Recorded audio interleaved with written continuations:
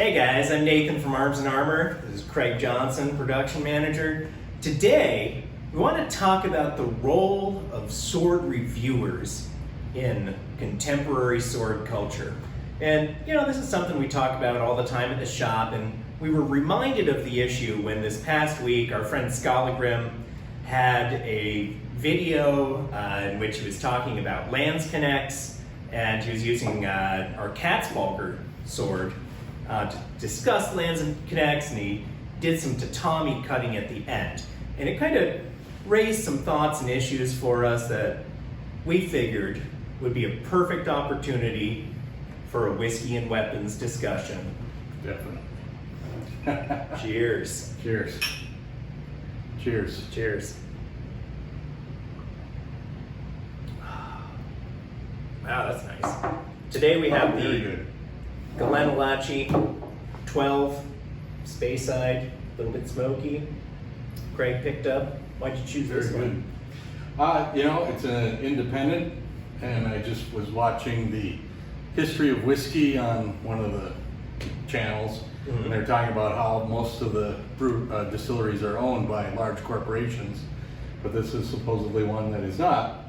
And I just noticed it on my shelf there at the liquor store, so I figured, wow, let's try that out. It's a little more than we were planning to spend, but it's okay. Right? It's you can always ask for forgiveness later. That's true. Smooth, very nice. Some of you may be wondering why we have an ice cube in here. It's because we have just been making swords all damn day in a frying hot shop. So it's okay to have an ice cube in your scotch when it's hot out. Yeah, we had a 105 heat index yesterday, so just trying to hydrate a little. That's right. We Purely deserve it. purely medicinal. We deserve it. Yeah. So swords, right? So the whole sword media ecosystem, right, is dominated by kind of reality shows on the one hand, where they're pretty much designed to break weapons. And then on the other side, you've got, a bunch of people who are sword reviewers, right? So we have folks like Skallagrim, Shad Diversity, Matt Easton, probably a few others. There's a couple Yep, people out yep, there. yep. Some of them really, really good, knowledgeable folks. Oh yeah, absolutely. And they do a good job, giving their impressions on a wide variety of swords in a way that's usually pretty useful. But one of the things that we realize really isn't out there is the maker's perspective and what the makers are trying to do, right? Because it's a different kind of focus point, right, of about swords. Yeah.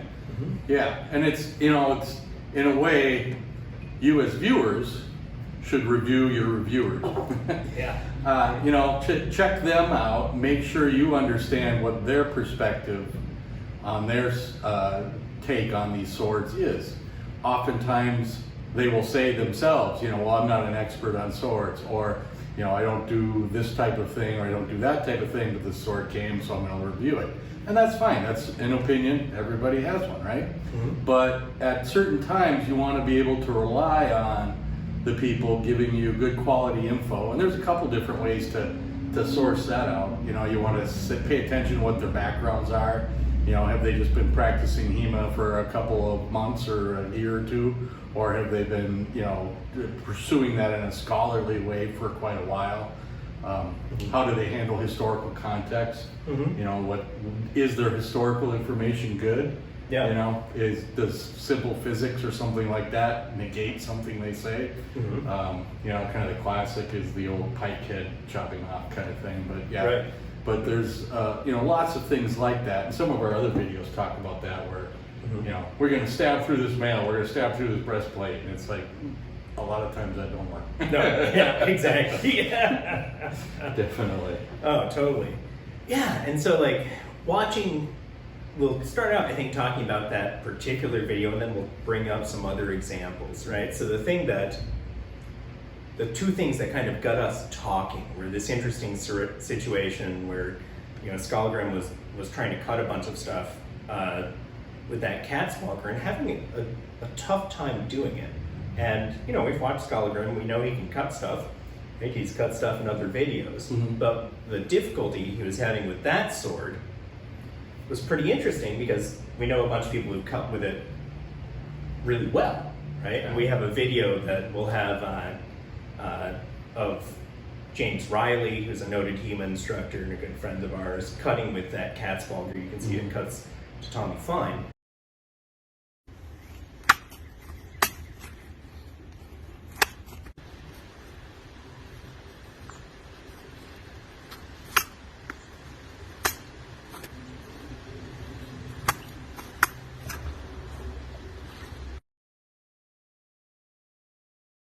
And I think that one of the things you were saying was, you know, people have to recognize that these swords vary a lot over time. And, you know, it's a sword from the 16th century.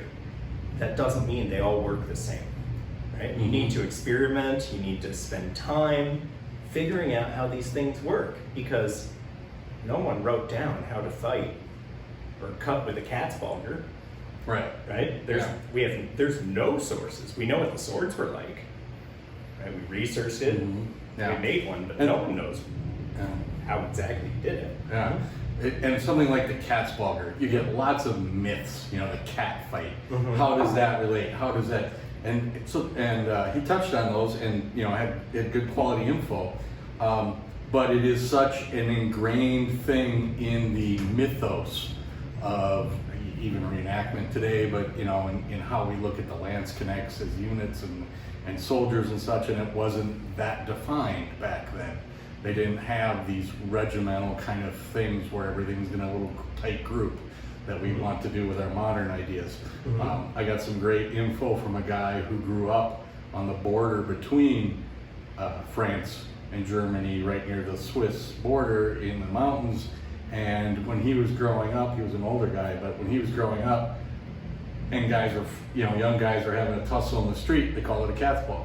Sure. You know, a cat fight, because it was that kind of thing. So we have some good info, both historically and in the lexicon of the language, that kind of comes to that.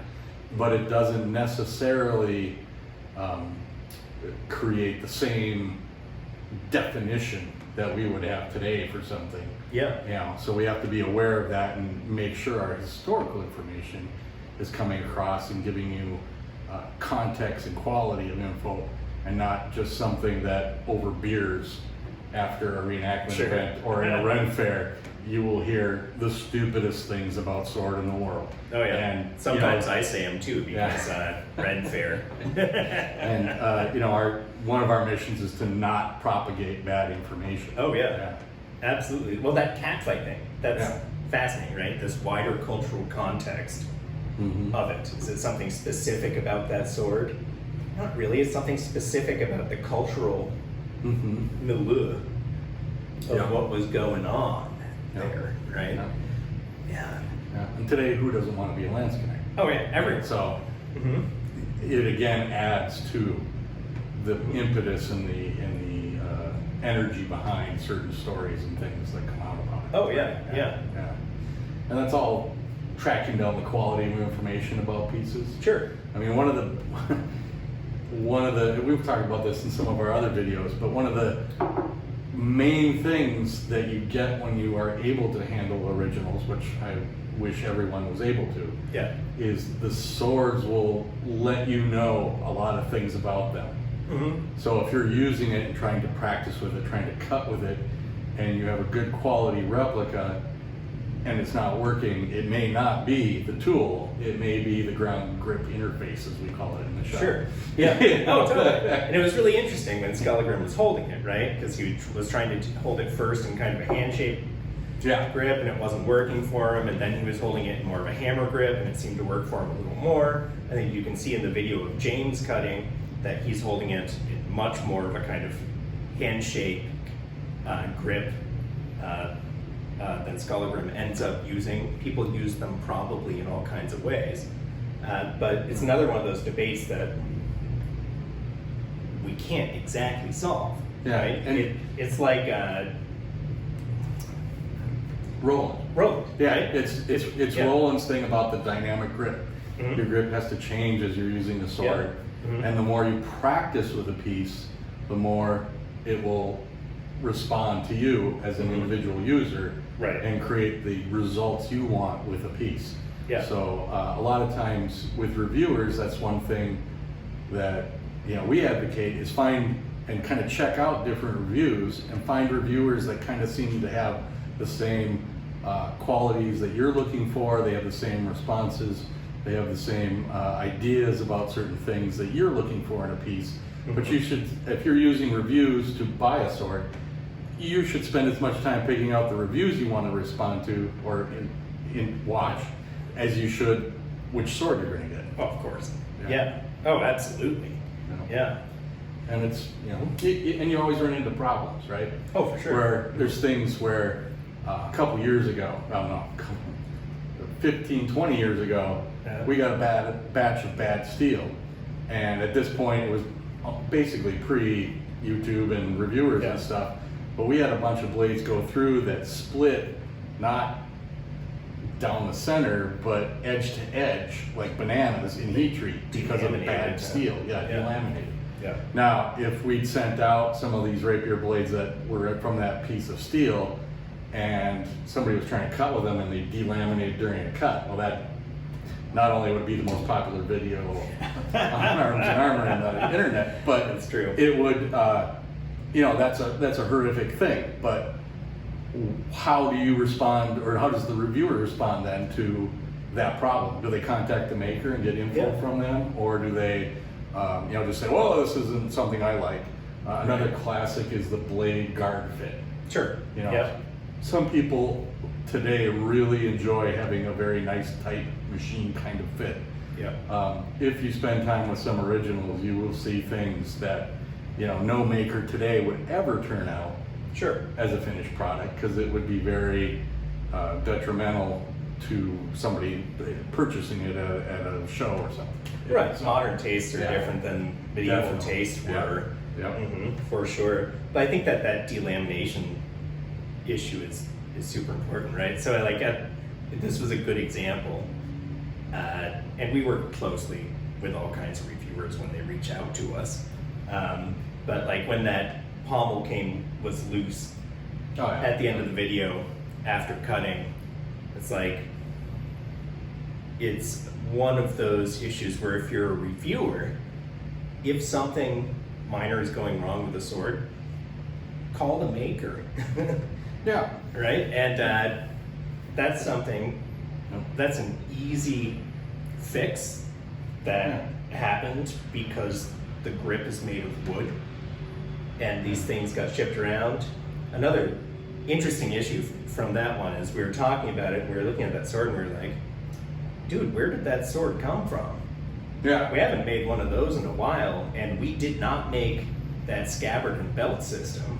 No. Someone else made that. Where did this come from? Where's that sword been? If it was in a hot car and then in an air-conditioned spot, that wood's high humidity, low humidity, swell and stuff, which is just normal physics. And then some reviewers will do that. They'll include the context of the piece. I bought this new. I got this secondary on the market. Somebody sent this to me to review.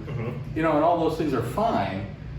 It's just when you have a piece and you are using it in even a semi-regular way, there's going to be wear and tear on it. There's going to be problems. And even in period, sword grips in period were probably replaced every year, probably, if it's used consistently. So there's always that context of the piece as well as the historical design and all of those things.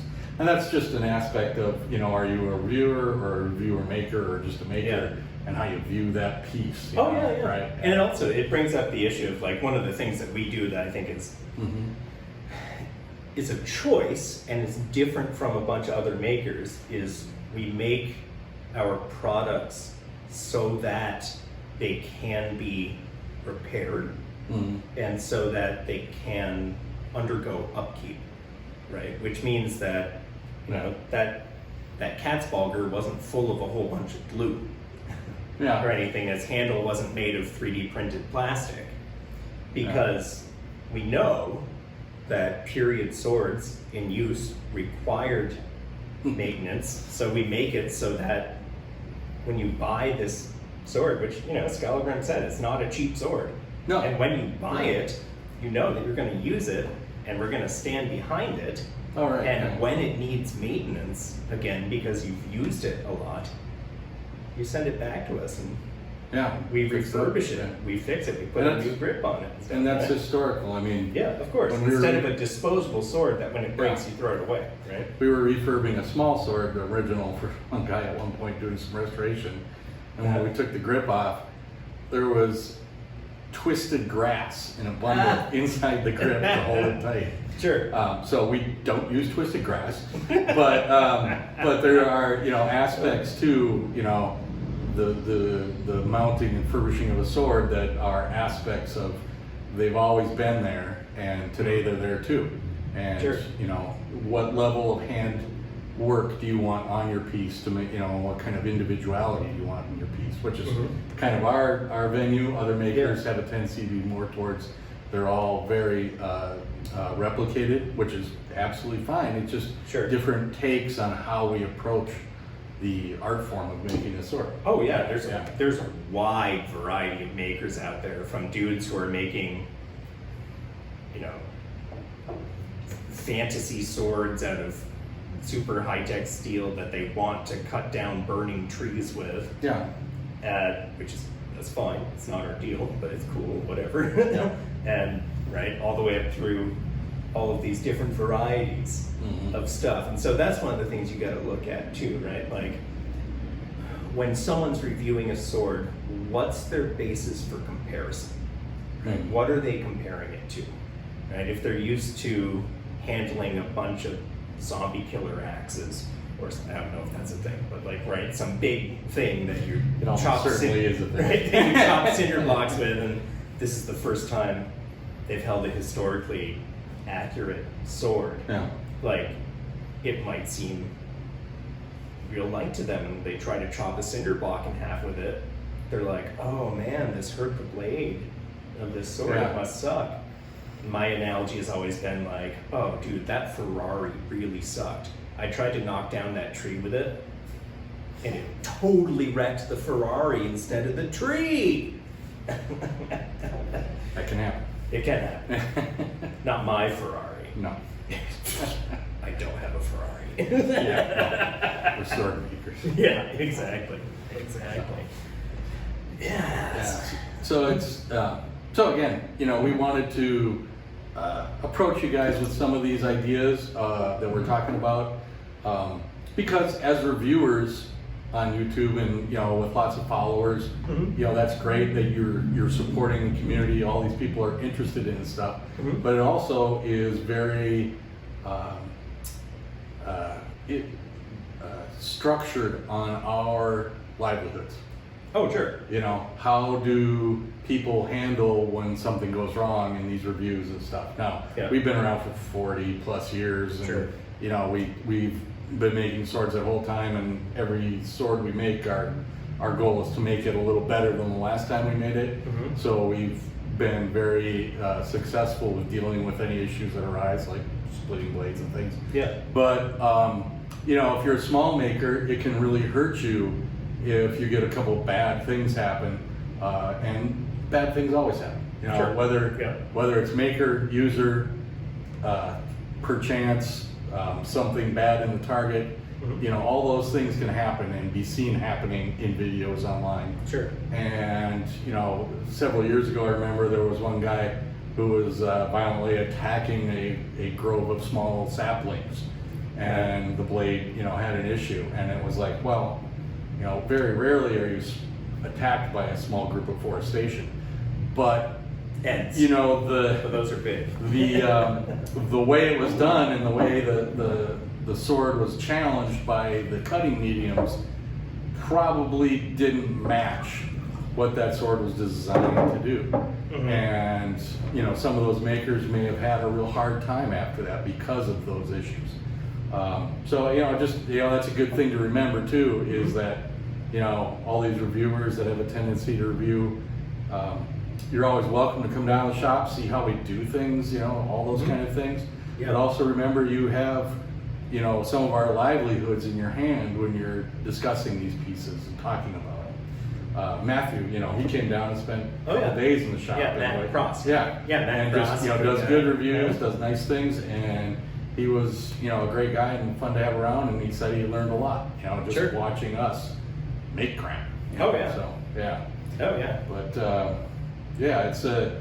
We always welcome folks coming down, like when, we've had lots of people come down. Yeah. And Maybe check first, because sometimes don't we're just very show up busy and we're trying to get things in the queue out, and suddenly we'll have 6 people and they want to talk swords, which, you know, some of us that have been at this long enough have the ability to say, okay, we got to do this later. But some of the other guys, they want to just sit and talk because that's some the of fun us part. want to talk about it. We're like, oh, sure, I'll talk about swords. So it's much better to organize that you buy us a couple beers and then we'll talk about swords. After work. Yeah. That's perfect. Or whiskeys, as it were. Yeah. That also works very well, too. Some nice single malt. Yeah. There's nothing wrong with that. So, That's pretty delicious. I don't know, should we wrap it up? Yeah, I reckon we kind of talked it through a little bit. I mean, it's one of those really interesting things that's kind of changed over the last 5-6 years, right? That the rise of social media influencers has been, it's been a really interesting thing for makers. That there are these prominent folks who are kind of tastemakers out there in the world, and various competencies and various tastes, but who get big followings. It's really interesting. Like it was like when Matt Easton had done something about spadroons and how he didn't like spadroons, and all of a sudden there's this wave of like people hating spadroons. And so I was down here in the Oakshot Institute, and a couple of HEMA fencers had come in from out of town. I was showing them some swords, and I put an original spadroon in their hand. They were like, "Oh my god, this sword's awesome! What is it?" I was like, "It's a spadroon." They were like, "What? I thought spadroons sucked." And Matt didn't mislead anyone. He was just giving his opinion about stuff, which is okay too. Not everyone has to like spadroons or catspaugers. And people would have other opinions, like Donald McBain. He would probably like a spadroon. Right. Yeah, exactly. So if you don't know who Donald McBain is, go look it up right now because it is great. Get some whiskey and look up Donald McBain. Exactly. That's a good way to end. Get a whiskey and look at Donald McBain. Thanks, guys. I think that works for me. Where's the meats?